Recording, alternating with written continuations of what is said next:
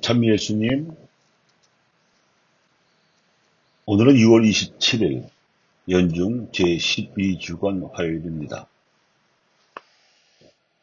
남이 너희에게 해주기를 바라는 그대로 너희도 남에게 해 주어라 하신 예수님 말씀으로 강론하겠습니다. 하느님의 부르심을 받고 나서 정든 고향을 떠나 낯선 땅 가나안으로 가서 자리 잡은 아브라함은 일단 열심히 노력해서 가축과 금과 은을 많이 모았습니다. 함께 동행한 조카 롯도 양과 소와 천막들을 가지고 있었습니다. 그러다 보니 함께 살기는 좁아서 하인들끼리 다툼이 잦았습니다. 그래서 아브라함이 롯에게 권했습니다. 내게서 갈라져 나가라. 네가 왼쪽으로 하면 나는 오른쪽으로 가고 네가 오른쪽으로 가면 나는 왼쪽으로 가겠다. 아브라함의 이러한 권고는 평소에 하나님께 제사를 드리면서 받은 말씀대로 살아온 처신에서 자연스레 나온 것입니다. 주님을 위하여 돌로 제단을 쌓고 가축을 제물로 바쳐 제사를 드리면서 그는 어떻게 하면 조카인 롯과 화목하게 지낼 수 있을지에 대해 여쭤보기도 하고 고민도 하면서 얻은 결론인 셈입니다. 낯선 땅으로 가는 곳마다 그가 가장 먼저 한 일이 바로 이 제사였습니다. 인간관계를 위한 윤리의 뿌리가 하느님 제사에서 행하는 봉헌입니다. 예수님께서도 제자들에게 하느님께서 원하시는 인간관계의 윤리에 대해 가르치셨습니다. 남이 너희에게 해주기를 바라는 그대로 너희도 남에게 해주어라. 이것이 율법과 예언서의 정신이다. 인간관계에서 요청되는 사랑의 최대한을 일러주신 이 말씀은 남이 우리에게 해주지 않기를 바라는 것이라면 우리도 남에게 하지 말아야 한다는 뜻도 됩니다. 이것이 인간관계에서 필요한 사랑의 최소한일 것입니다. 이 사랑의 최대한과 최소한의 요청이 우리가 들어가야 할 좁은 문입니다. 이를 사랑의 황금률이라고도 합니다. 하지만 상대방의 이러한 최대한은커녕 최소한도 실행하지 않는 무례한이라면 더 이상 엮이지 말고 현명하게 손절하는 것이 좋다고 가르치셨습니다. 그래서 거룩한 것을 개들에게 주지 말고 너의 진주를 돼지들 앞에 던지지 마라 하고 말씀하신 겁니다.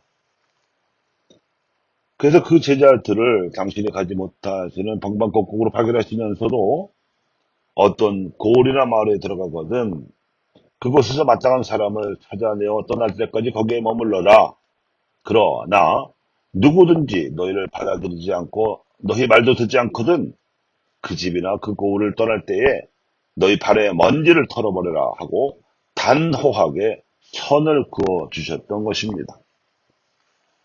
결국 거룩하고 고귀한 삶은 최선으로서는 남이 자신들에게 해주기를 바라는 선행을 먼저 남에게 해주는 것이고 적어도 최소한 남이 자신들에게 하지 않기를 바라는 죄악은 결코 남에게 저지르지 말아야 하는 것입니다.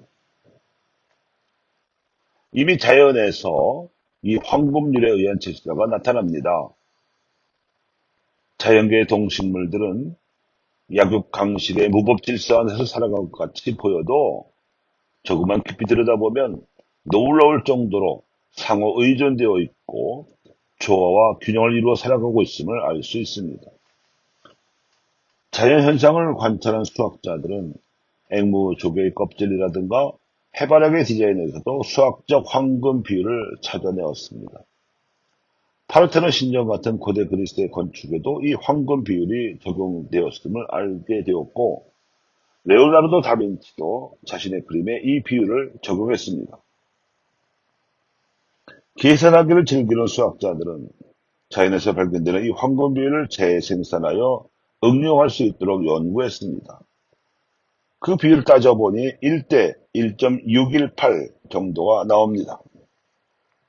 고대 그리스인들이 처음 발견한 이 황금 비율은 이를 활용하여 황금 부화를 할 경우 사람들이 시각적으로 가장 아름다우면서도 안정된 느낌을 받을 수 있다고 합니다. 우리 일상생활에서 자주 쓰는 신용카드나 주민등록증 등이 이를 응용한 사례입니다. 이를 적용하면 오래 바라보아도 피곤하지 않습니다. 하느님이시며 인간이신 예수님에게서 발견할 수 있는 삶의 황금률은 신성에서 우러나오는 영성과 인성에서 우러나오는 투신이 조화를 이루고 안정되어 있습니다.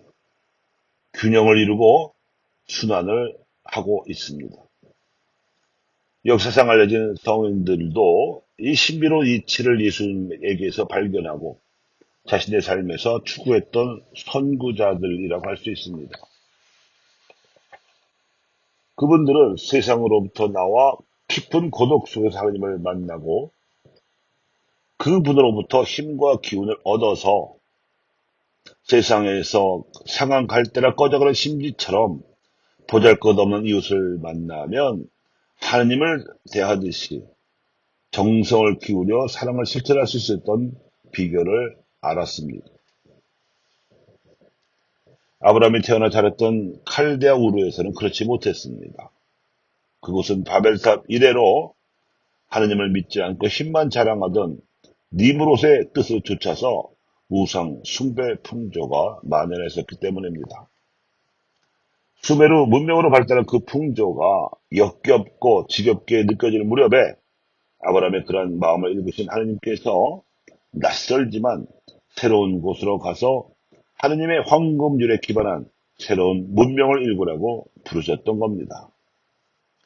교우 여러분, 사랑의 황금률에 따라서 살아가시기 바랍니다. 좁은 문으로, 그러나 사실은 좁아 보일 뿐 생명으로 이끄는 그 넓은 문으로 들어가시기 바랍니다.